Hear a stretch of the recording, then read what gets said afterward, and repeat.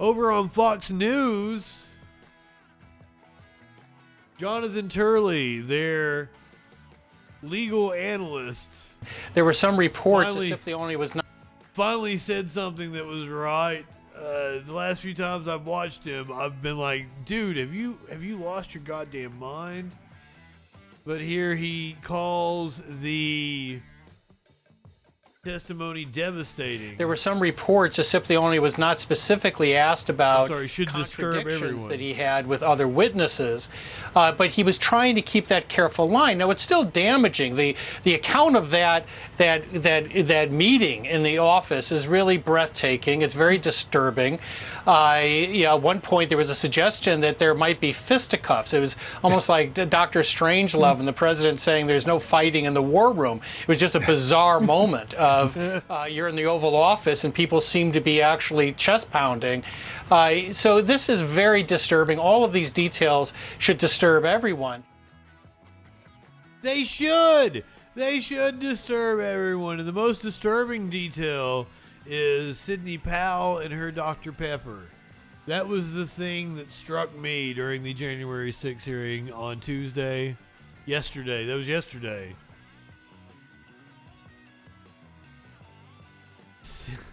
I don't know if I can do anything to fix this one. Sidney Powell's huge swig of Diet Dr. Pepper during January 6th testimony becomes a meme. Special thank you to Sidney Powell for single-handedly ruining Diet Dr. Pepper. Particularly about the CISA finding and the terms of 13848 that apparently nobody else had bothered to inform him of. This woman is completely fucking delusional. First of all, the thing that struck me was her outfit. I love it. I love the outfit. Her glasses match her shirt. I mean, like, who am I to talk about? Bandana matches my shirt.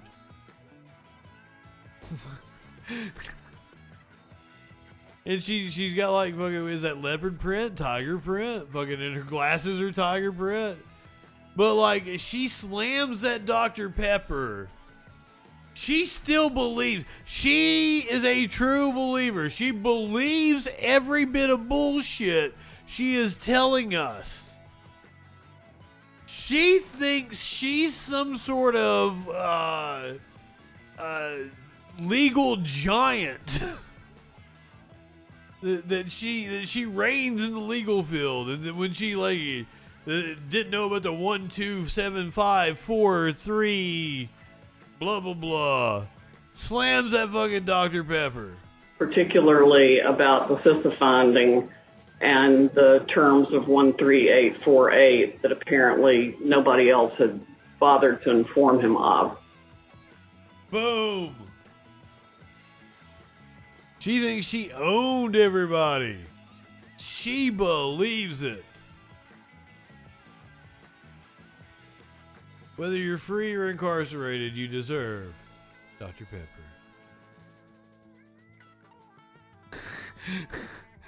Oh, fucking shit. That gif is amazing. I like it a lot. This is not her slamming the Dr. Pepper. Oh, fucking shit. When you get both your medical and legal advice from Dr. Pepper. Oh, goddamn. That one was good. That was good. No, seriously. This is a really serious thing that we really got to talk about. There's real news coming. A former White House aide says Mark Meadows told her not to quit after the 2020 election because Trump wasn't leaving the office. Alyssa Farah Griffin, a Trump-era White House official, discussed the January 6 hearings on CNN. Do we have the actual hearings? I mean, do we have the Maybe interview? you can help me. I keep turning to you. Were people really that shocked high that they enough were in for a this moment shit. like we saw Cipollone talking about? Well, a couple things. So I left December 4th, and part of my rationale, I had a sense things were going to go a very dark route. But after the president didn't remain in Mar-a-Lago after Thanksgiving, there was a sense in the White House if he's just going to kind of stay down there and never come back, and he's going to accept the results. When he decided to stay in Washington and not go down there, that would have been cool. That was a sense to many of like, no, he's going to fight this out. He was coming back. And one thing I noted when we were offset is we know about this 18th meeting. We know that Sidney Powell, Michael Flynn, who refuses to say he believes in a peaceful transition of power, were in the Oval Office and then the Yellow Oval in the residence. Who waived them, which is meaning putting them through security to get onto White House grounds? We don't even have that answer right now. I suspect it was Mark Meadows, and I say that because I can tell you before I resigned, I said, sir, I'm planning to move on. I want to put in my notice. And he said to me, what if I could tell you that we're actually going to be staying? And you could interpret that as hypothetical. Mark fucking Meadows. Around the president telling him that, and that is what led to this absolute insanity. When he said that to you, did you? I said, no, I resigned. I moved up my resignation to the next morning, and I said, no, of course we're not. And I told all my staff we lost. And David, what about this? Ryan Noble's reporting about the 10 House Republicans. Yeah, well, I was looking at that list, and you'll recall 4 of the members there actually received subpoenas from the January 6th committee.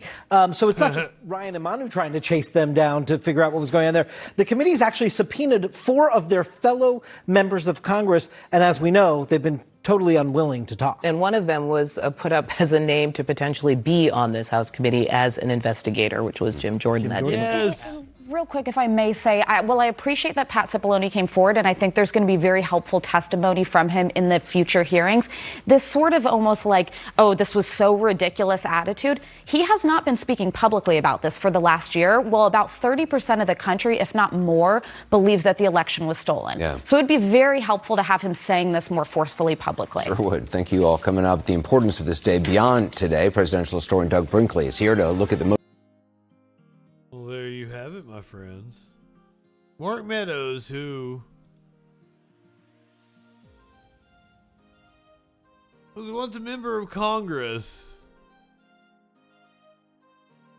told her that they were going to stay in power. That's everyone around Trump was in on it. I think Pence tried his damnedest to figure out a way that he could send it back to the states or whatever.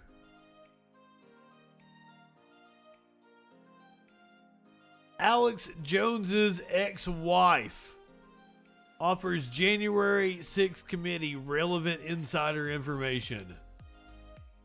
Hours after the House Select Committee investigating the January 6th insurrection completed their Tuesday nationally televised hearing, the former wife of InfoWars founder Alex Jones took to Twitter and alerted the committee that she could help with their investigation.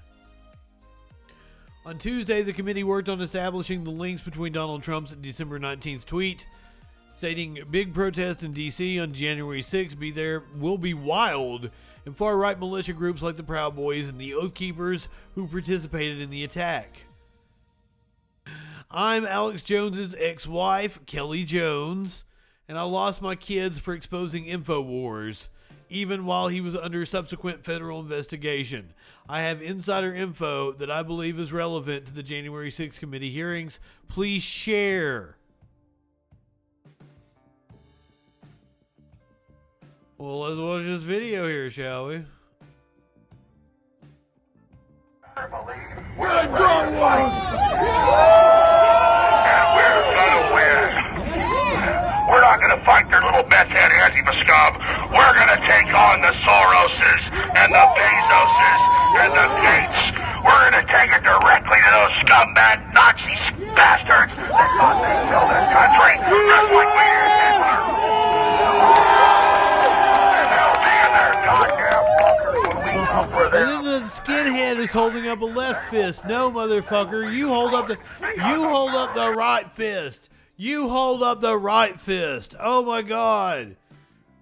Please tell me I've not got this wrong and like I don't even know my left from right, because apparently that's a thing that happens sometimes because I don't know shit about fuck. But it looked to me like the skinhead was holding up his left fist while earlier I had to correct the leftist protester and tell them they should be holding up their left fist. Because they kill this country, just like we did Hitler. And they'll be in their goddamn... Yeah. The skinhead is in an audience where they're complaining about Nazis. Destroyed because America is rising.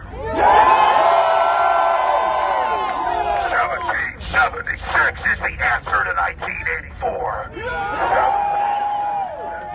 1776. 1776.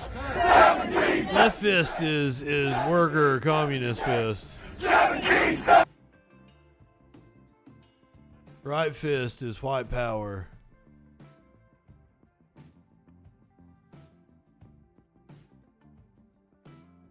A Colorado election official has been arrested. Spoiler alert, they are a Republican.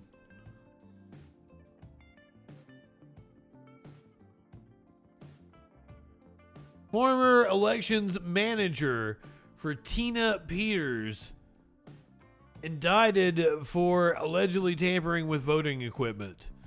Sandra Brown's arrest is the third in election security breach case. The former elections manager for a Colorado clerk indicted on charges of tampering with voting equipment has been arrested on allegations that she was part of the scheme, an official said on Wednesday. Sandra Brown, who worked for the Mesa County clerk Tina Peters, turned herself in on Monday in response to a warrant issued for her arrest on suspicion of conspiracy to commit criminal impersonation and attempting to influence a public servant, said Lieutenant Henry Stoffel of the Mesa County Sheriff's Office. The arrest was first reported by the Daily Sentinel newspaper.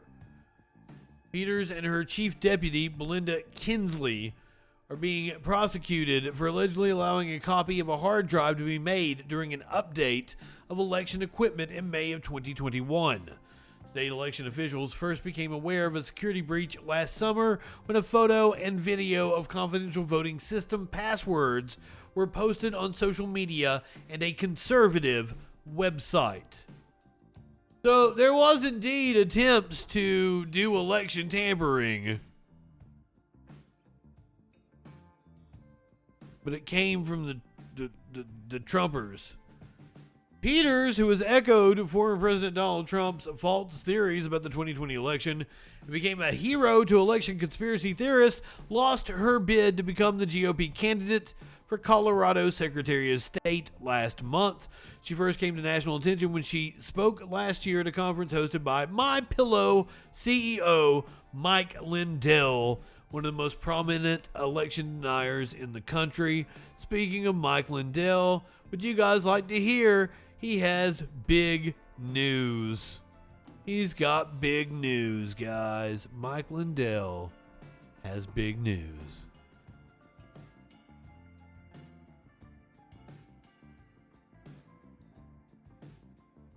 I got news this morning that there was very big, everybody, pieces of evidence, cyber evidence. Ladies and gentlemen, the big news is that you can go to mypillow.com and use promo code L77 to save up to 60%. From the 2020 election that we didn't even know before that now we have. I'm just like so excited. Validated. Multiple sources, and we also found from another source, a completely different cyber guy. He found more evidence. This is the same shit. How many clips of him saying like, "Oh, we've got evidence we're gonna show. You're gonna see. How many clips have we played of this? Of Mike Lindell saying, "Oh, we've got the evidence." Multiple sources, and we also found from another source, a completely different cyber guy. He found more evidence from the Mesa data, which we have right up here in Frank's speech. So all you horrible journalists out there that are watching tonight, you might want to take a look there and look at what I'm talking about and get your cyber guys ready. There's more to come, and it's very readable and understandable. And I got news this morning that there was. It's very readable and understandable. I wrote it in crayon. You can understand it. While we're on the subject of scamming and grifters, talk about Trump emails.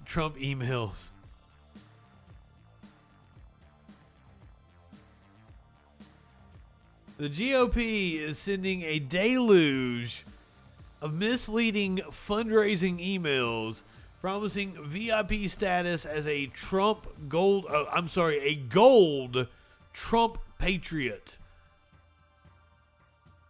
The GOP fundraisers cook up all kinds of titles to hook campaign donors. Whether they confer any actual VIP status is immaterial in the eyes of the government. No one enforces truth or falsehoods in political speech, campaign officials told Insider.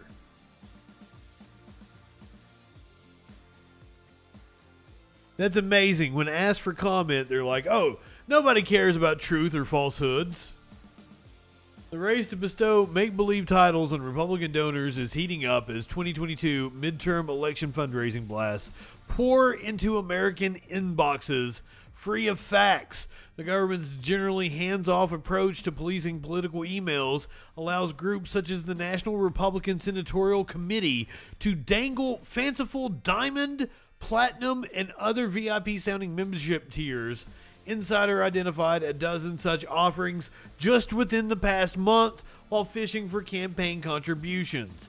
It doesn't matter if donor X actually gets special treatment by throwing money at the NRSC to become a Trump majority strategist or founding member of the American First Society, a former federal official explained, because nobody actually checks to see if there's any actual follow-through.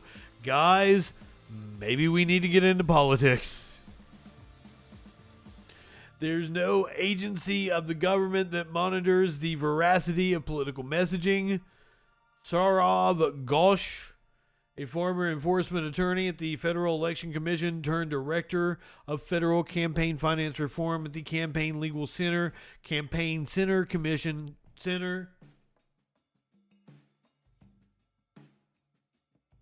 told Insider. He said the FEC focuses on tracking money flowing through political operations, but has no jurisdiction over truth or falsehoods in political speech. Anyone could separate fact from fiction in political emails. Ghosh said it would be the Federal Communications Commission, but he noted that the FCC has historically steered clear of restricting political speech.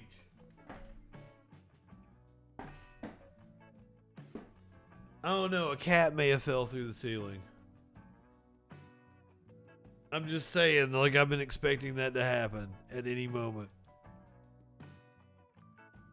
Maybe I'll name the show A Cat Might Fall Through the Ceiling.